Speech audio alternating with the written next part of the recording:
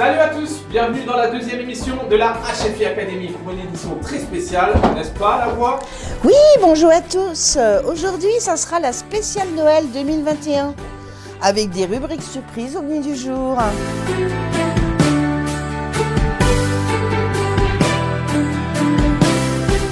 Donc vous connaissez tous les chroniqueurs ici présents, sauf peut-être Benjamin qui nous a rejoint.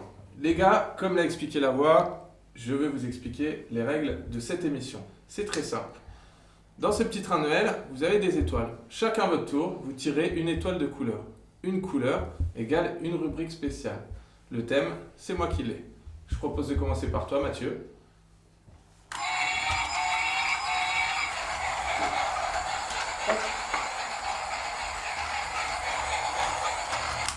Le thème rouge. T'as une idée de ce que ça peut être? Pas encore. Le thème rouge. Quelles sont les qualités pour être négociateur immobilier? Alors, je dirais qu'un négociateur immobilier doit avoir plusieurs qualités. Il doit être endurant, Ouais, avoir une fibre commerciale évidemment. et faire preuve de pugnacité, d'être combatif. D'accord, ok. Après, un agent immobilier, dans sa vie de tous les jours, doit être quelqu'un de tenace parce qu'il doit affronter la concurrence. Il va devoir gérer son emploi du temps, son planning, se fixer des objectifs, ne pas y déroger. Voilà, ne pas y déroger, ce que j'allais dire, c'est le plus important. Ouais. De se créer un réseau, parce que du coup, ce qui est important, c'est qu'il faut être connu et reconnu sur son secteur. T'as une idée de temps pour créer un réseau quand on arrive dans l'immobilier et qu'on vient pas du tout de ce milieu-là ou qu'on n'a pas de réseau simplement, qu'on n'est pas du coin? Tout dépend de l'âge. Après, effectivement, en fonction de la maturité de la personne, et les gens ont plus ou moins de réseau de base. Après, le réseau, ça se crée, ça se fait au fur et à mesure. Je ne saurais pas donner Une estimation? mais au moins une bonne année de travail, et après, on crée son propre réseau. Voilà, un réseau, ça Comment peut ça aller crée, de contact de la salle de sport, ça peut être le quartier dans lequel on vit. Bon, c'est dans les divers et varié, associations, dans la vie locale, Mm. voilà, dans ce qu'on entreprend tous les jours. Ouais. Après, un agent immobilier doit se faire confiance aussi à lui, et ça, c'est important. C'est peut-être même le plus important. Ouais, c'est vrai. Il faut qu'il se fasse confiance, comme ça, la confiance se ressent, et le client, du coup, sera plus rassuré. Nous, dans notre équipe, on dirait même que les autres lui fassent confiance aussi, parce que nous, on travaille en équipe. Exact. Après, mon expérience, moi j'aime ce métier parce que c'est un métier passionnant.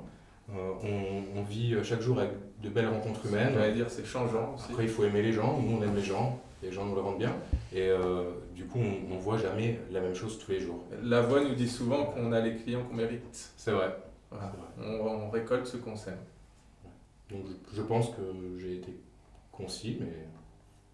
Eh bien, merci Mathieu. Je pense aussi. Le prochain participant, Nathan, Oui, je te lance le train de Noël. allez.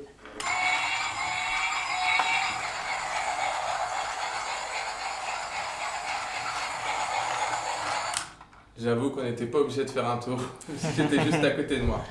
La couleur jaune, Nathan. Quelles sont les associations qu'on soutient, donc nous, HF Immobilier, et pourquoi? Pourquoi soutenir des associations? Bon, alors nous soutenons diverses associations, donc je vais essayer de tous vous les énumérer sans en oublier. Donc tout d'abord la SNL et le JSAT Tomblaine pour le foot, la SPTT Nancy Sport Équestre pour le cheval, nous avons le SLUC Nancy Basket et la SPTT Nancy Tomblaine féminin pour le basket qui évolue en National 3. Nous avons la Batucada à Tomblaine pour la danse. Donc la batucada, qu'est-ce que c'est la batucada? C'est de la musique Brésilienne, voilà. sud-américaine. D'accord. Ensuite, nous avons le HDL Box. Nous avons également le club de volley de Tomblaine. Nous avons XLR Racing, qui est une course automobile. Et nous avons aussi travaillé l'année dernière, collaboré avec l'association La Bande à Tata Karine. Nous soutenons des associations locales parce que pour nous, c'est important d'être présent à leur côté, pour que ce soit des événements sportifs ou musicaux.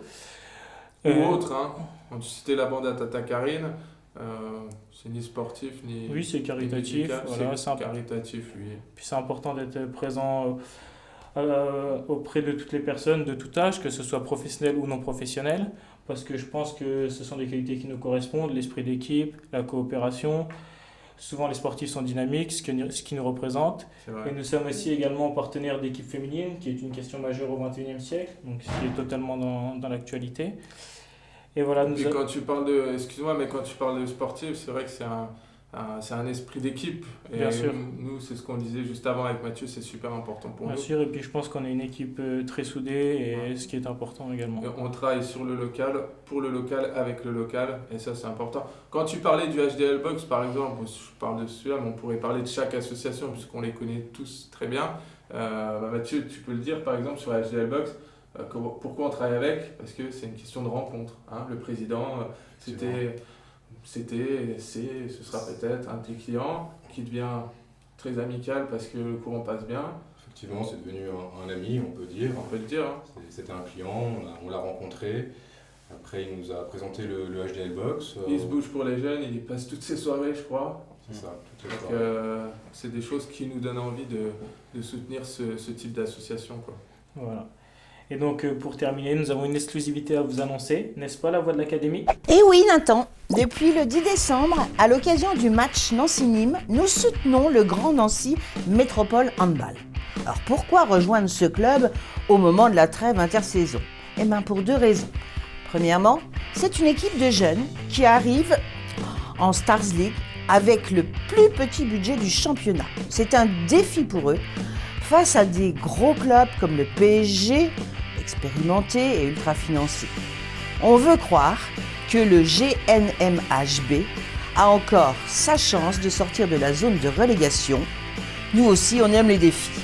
Deuxièmement, cette association collecte des jouets et doudous au profit du Resto du Cœur depuis le mois de décembre et nous encourageons bien volontiers cette action. Donc nous leur souhaitons de la réussite pour le reste de la saison. Allez, le Grand Nancy Métropole Handball. Allez, GNMHB, on est avec vous. Donc maintenant et jusqu'à la fin de la saison. Et on y croit, on aime les défis aussi, comme l'a dit la voix. Le prochain, ça peut être Marouane. Ça te convient, Marion? Allez, Pourquoi pas. on lance ce petit train.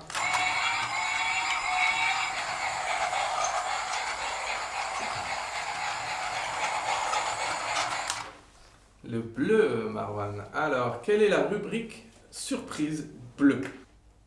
Quel est le bilan du marché immobilier en cette fin d'année et où en sont les taux bancaires? Alors, marché de immobilier 2021. Donc là, on fait face quand même à une année dite d'exception, hein, parce que vraiment, On on est a bien d'accord. constaté plusieurs points qui nous font dire. Dans un premier temps, je dirais qu'on a constaté une hausse, une forte augmentation des volumes de vente. Depuis 2020, plus de 23% des transactions immobilières, ce qui correspond à plus de 1 200 000 ventes sur les 12 derniers mois. Ok, sur le plan national. Voilà. Ouais, donc Au c'est plan presque national. un quart d'augmentation, c'est énorme. Exactement. Dans un second temps, on a aussi constaté un écart entre l'offre et la demande, puisque en effet, auparavant, sur les années précédentes, nous étions sur 2 biens immobiliers en vente pour un acquéreur potentiel, donc l'offre répondait très bien à la demande. Aujourd'hui, la tendance, elle a complètement changé, puisque... Juste, Oui. un acquéreur, c'est un acheteur. Pour ceux qui nous Voilà. écoutent et qui n'ont pas l'habitude du jargon immobilier. Un acheteur, en effet. Et comme je disais, donc du coup, la tendance a complètement changé aujourd'hui, puisqu'on est surtout sur un bien en vente pour 3 acquéreurs potentiels. Quand c'est pas Donc, plus. L'écart est énorme. Sur la moyenne nationale, on sait que 7% des Français souhaitent acquérir un bien, contre 4 seulement qui souhaitent le vendre. Tout est dit. Voilà. Comme on l'a constaté avec ta maison, Benjamin. À Tomblaine, on avait énormément de demandes pour les visites et pour pouvoir accueillir le bien. On a eu C'est quand ça. même pas mal de dossiers, Et ça arrive de plus en plus. Voilà. de plus en plus fréquents. Pour continuer, on a un autre facteur qui est hyper important, c'est le prix, la valeur du marché. Nous, on a constaté sur la métropole du Grand Nancy d'une augmentation de plus de 1 000 € du mètre carré en 1 an et demi à peu près. Donc, Et entre l'avant Covid et l'avant. j'allais dire l'après, mais Aujourd'hui. heureusement, on est toujours Aujourd'hui. pendant. En effet. Voilà ce qu'on peut dire sur cette année 2021. Concernant les taux, depuis plusieurs années, on est sur une tendance où les taux diminuent. On le sait, on l'entend souvent dire aussi, c'est le moment d'investir parce que effectivement les taux sont bas. Et on a constaté également qu'en effet, les capacités d'emprunt des futurs investisseurs étaient plus compliquées à obtenir. C'est vrai. Maintenant, peut-être que Madame Lavoie de l'Académie va pouvoir nous en dire un petit peu plus. Ah, on aime bien. Oui, Marwan. Pour étayer tes propos, voici une courbe qui nous montre l'évolution du marché immobilier ces 20 dernières années. Si on s'intéresse à la période à partir de 2015, on voit bien que le nombre de ventes ne cesse d'augmenter. Bon, sauf pendant la crise du Covid, la première, pour atteindre aujourd'hui 1 200 000 ventes fin 2021. Que se passe-t-il sur la France ?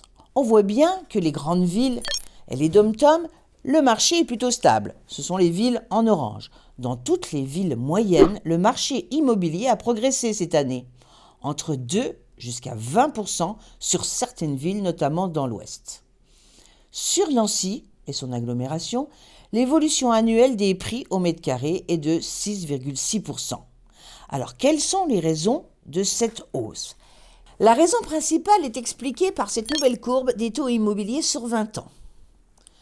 Depuis 2000 jusqu'en 2017, on a vu les taux évoluer, fluctuer et plutôt à la baisse. Une petite stabilisation et aujourd'hui, en fin 2021, les taux sont en moyenne à 1,05%. On peut obtenir aujourd'hui un taux inférieur à 1%, soit si la durée d'emprunt est plus courte, soit si l'apport personnel est plus élevé. Donc c'est bien sûr une opportunité d'emprunter de l'argent à ce taux historiquement bas et c'est pour cela que les transactions ont été si nombreuses cette année. Merci Lavoie pour ces belles explications. Il nous reste 2 couleurs, il nous reste 2 chroniqueurs, Benja ou Marion. Mais comme je préfère avoir le meilleur pour la fin, c'est ton tour Benja.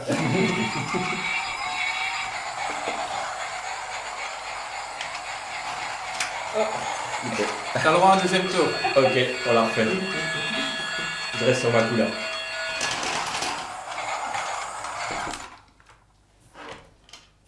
Le vert.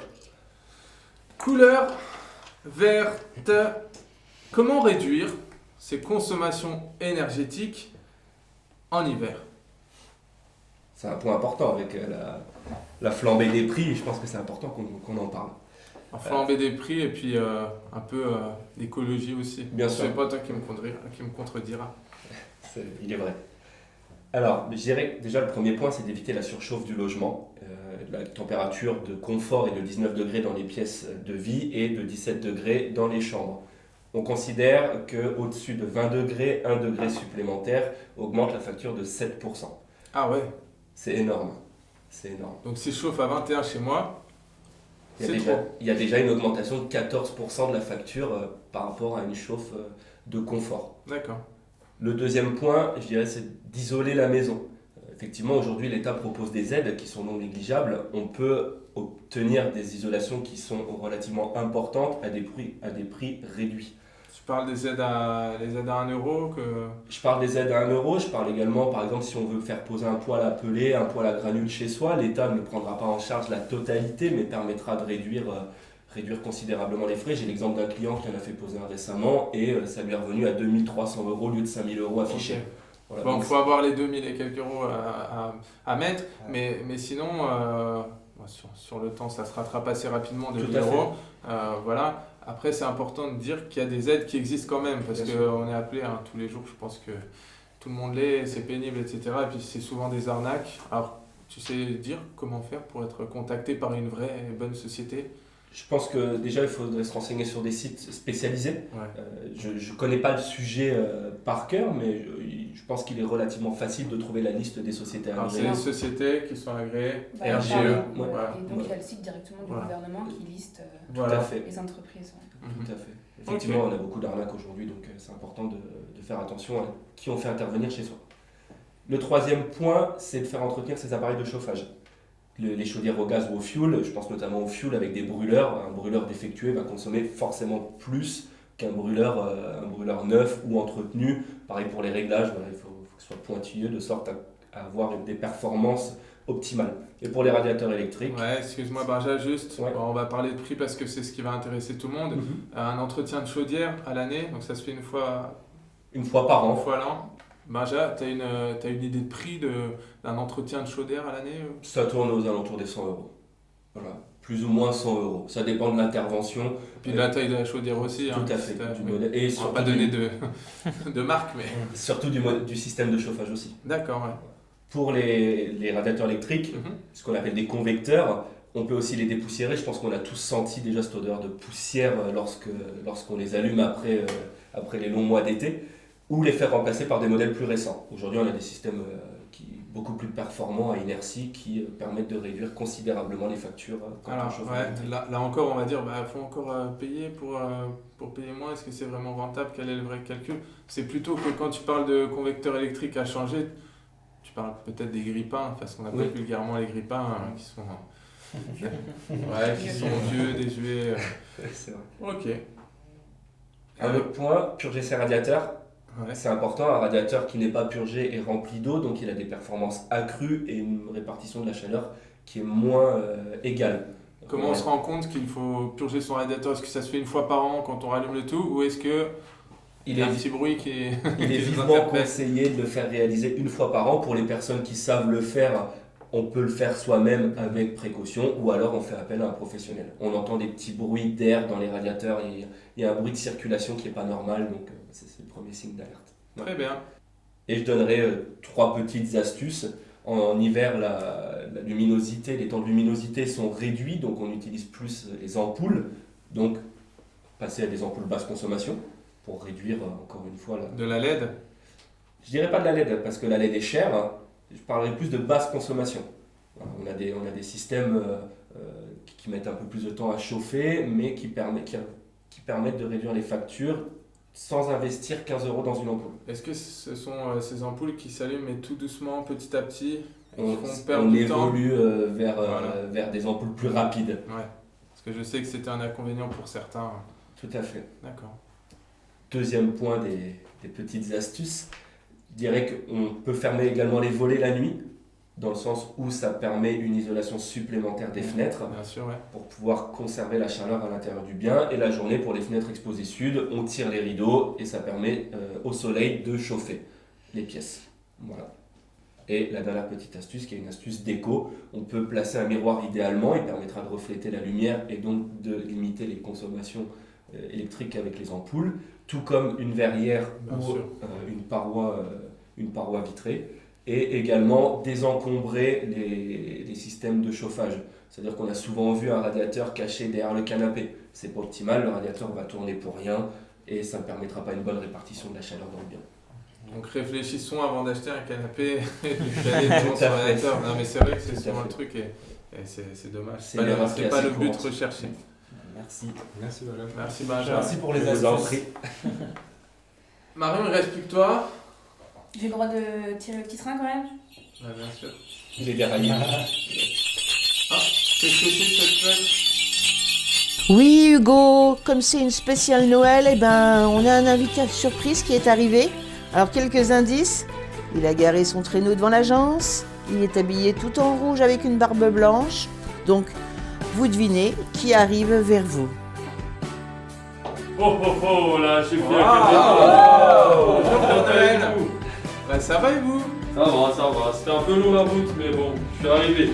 Vous n'aviez pas répondu à mon invitation, j'y croyais plus du tout moi. J'ai délégué ça au butin, ils n'ont pas répondu. C'est trop gentil, ça nous fait super plaisir. Venez, installez-vous ici. Ça va, merci vous. Ça va, Merci.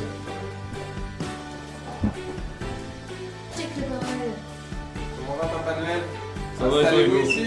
Ça va, merci. J'ai été super sage moi cette année. J'ai fait attention parce que comme tous les ans, je vous attends. C'est bien, il faut toujours m'attendre, je viendrai toujours. C'est gentil. Comment on fait si on a envie de vous écrire?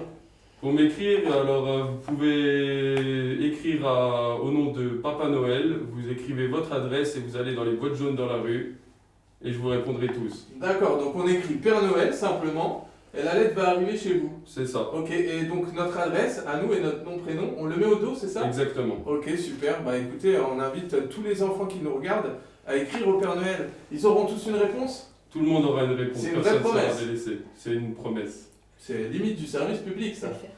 Père Noël, chacun a une rubrique surprise et ça allait être au tour de Marion. Est-ce que vous avez le temps de... J'ai le temps, j'ai le temps. Allez, et ben je la lance. Évidemment, on te lance le petit train, Marion. Allez. Rose. La couleur rose, je vais vérifier, mais puisque les rubriques surprises, je les connais un petit peu, je les ai eues avant vous, je savais que la couleur rose, c'était en fait notre événement de Noël qu'on prépare. Est-ce que vous, le Père Noël, vous êtes au courant de notre événement de Noël? Oui, je suis au courant, Vous j'ai vu ça connaissez partout dans toutes les boutiques.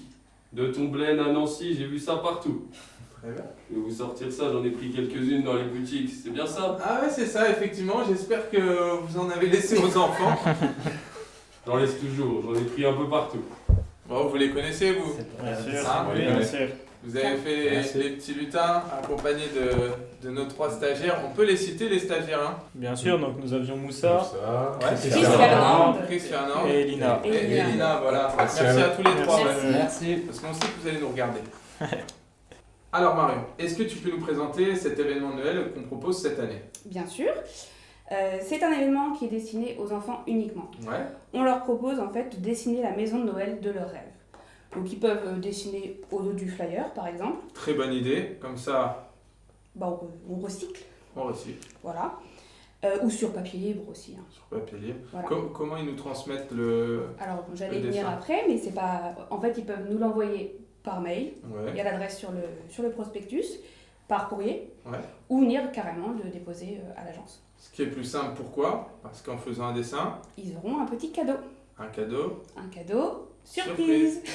Bon, on leur montre ce que c'est le cadeau? Allez. Allez, Papa Ouais, Noël. ouais, cadeau. Merci beaucoup Papa Noël. Donc un yo-yo lumineux HF Immobilier.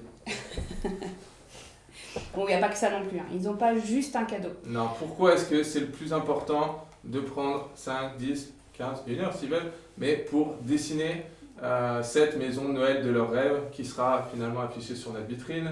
Le plus important, c'est qu'on reverse par dessin 1 € à l'association des Blues Roses de Nancy.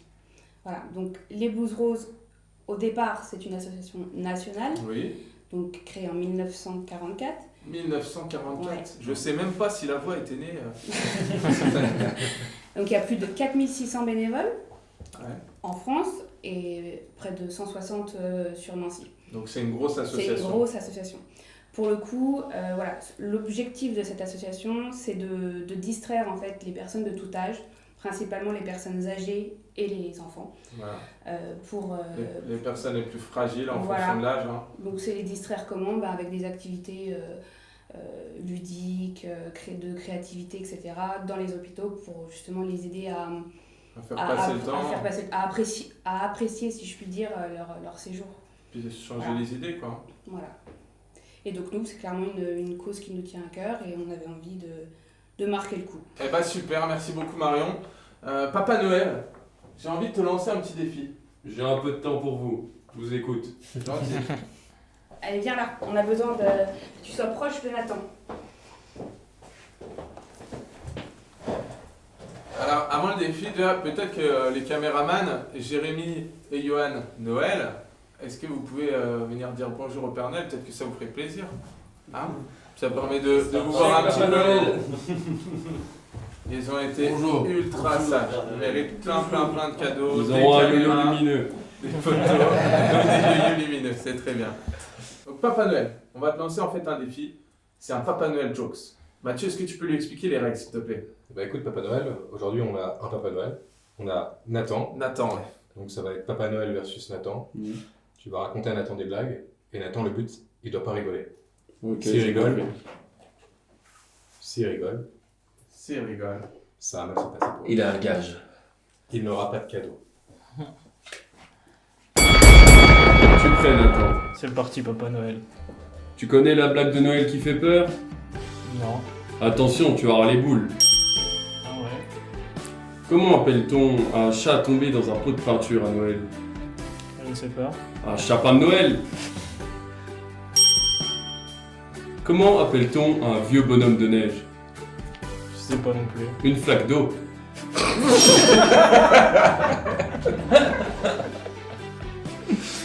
Sais-tu pourquoi c'est tendance d'avoir un arbre de Noël illuminé? Non. Parce que c'est branché. Est-ce Ouais. que tu sais où va le Père Noël quand il se blesse? Non. À l'hôpital. Que dit un sapin de Noël qui arrive en retard le soir du réveillon? Je sais pas. Je vais encore me faire enguirlander. Quel est le plat mexicain qu'on mange quand il fait moins 30 degrés? Un burrito. Marwan, tu joues pas. Quelle est la journée la moins préférée du Père Noël? Je sais pas. Le lundi, comme tout le monde. Sais-tu ce que dit un chat quand il a vu le Père Noël? Non. Miaou.